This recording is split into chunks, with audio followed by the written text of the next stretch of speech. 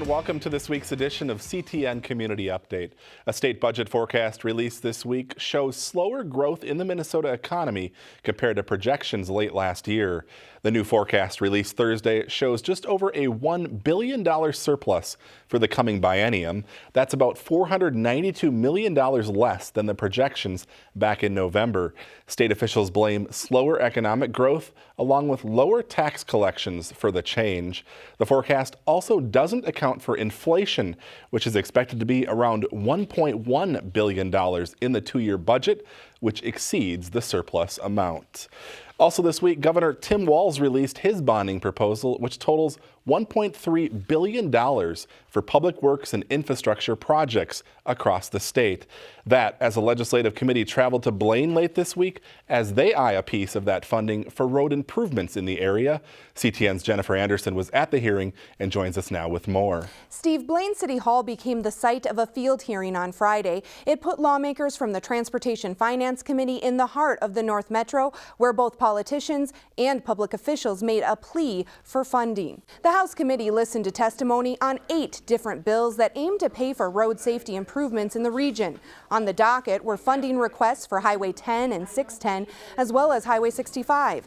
Safety concerns along University Avenue Highway 47 was also a focal point, where pedestrian injuries and deaths are adding up.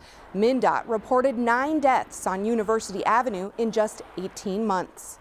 Rather than being reactive, it's being proactive, and literally, I believe, will help to save lives. Whether it's poorly lit intersections for pedestrians trying to cross State Highway 47, or if it's having to walk on a shoulder to get to a bus stop on a high-speed arterial, there's a lot of potential for danger, and we've seen that. In other bills, the county wants money to build a full interchange at Highway 610 and East River Road.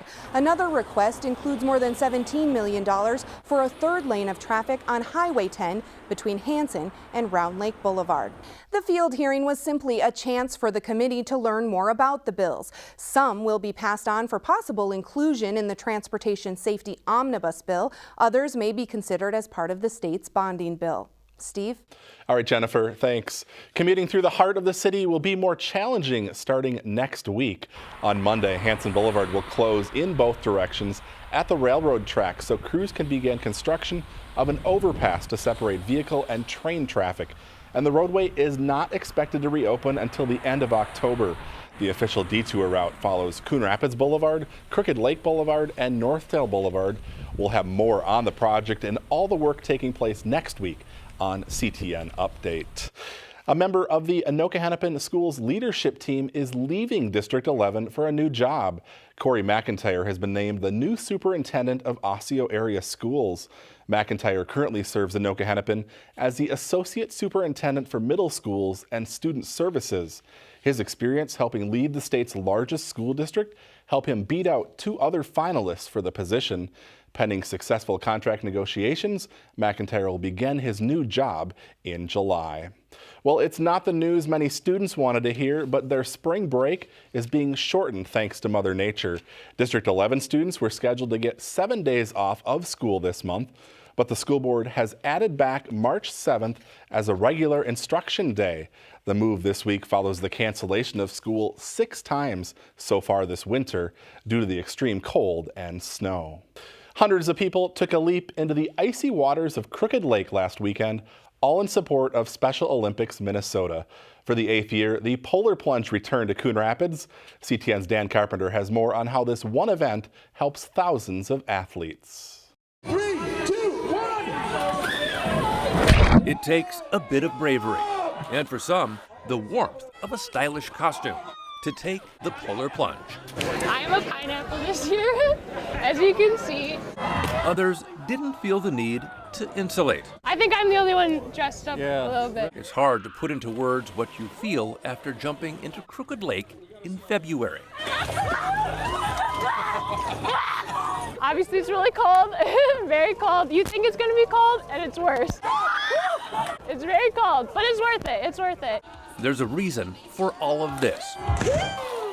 And people do it in 20 other lakes around the state. So we have about 8,000, over 8,000 athletes that we have, so athletes with intellectual disabilities. The Polar Plunge events raise more than $4 million for Special Olympics Minnesota. You know, the impact is full around. I think a lot of people think of Special Olympics and they just think of a track event or sporting event, but it really is that all-around programming and really trying to build a more unified and inclusive world. Here in Coon Rapids, the Anoka County Sheriff's Office has been organizing these jumps for the past 8 years. Of Coon Rapids, Anoka, Ramsey, BLAINE, and Fridley. Work that supports wellness exams, physical therapy, and speech development for athletes, and the programs that build friendships and confidence. You think, oh, I just don't want to do it, but think of them and really push through and do it. And every year, more and more people are raising the minimum donation of $75 to jump. It's not that bad. I might have scared some people, but it's great. It's great. A few cold moments that will take your breath away, but leave thousands of lives changed. Who knew that jumping into a frozen lake could do so much good? Dan Carpenter for CTN Update. This year, 540 people took the plunge at Crooked Lake, raising close to $150,000 for Special Olympics Minnesota. Here's a sign spring can't be too far off. The Parade of Home Spring Showcase kicks off this weekend and continues through the end of March. There's one model home on the tour here in Coon Rapids. It's located in Crescent Ponds off Main Street and University Avenue. In all, there are more than 470 homes on the tour, ranging in price from $210,000 to more than $3.5 million. Those of you not in the market for a new home may be looking to spruce up your current home. If so, you can get some great ideas next weekend at the annual North Suburban Home Improvement Show. It takes place Saturday, March 9th from 8 a.m. to 2 p.m. at the Andover YMCA Community Center. In addition to more than 100 exhibitors, there will be demonstrations, do-it-yourself workshops, and even an Ask an Architect booth for ideas and advice. Admission is free, but you're asked to bring a non-perishable item for the local food shelf. Well, that is going to bring us to the end of today's show. Thanks for watching, and we'll see you right back here again next week.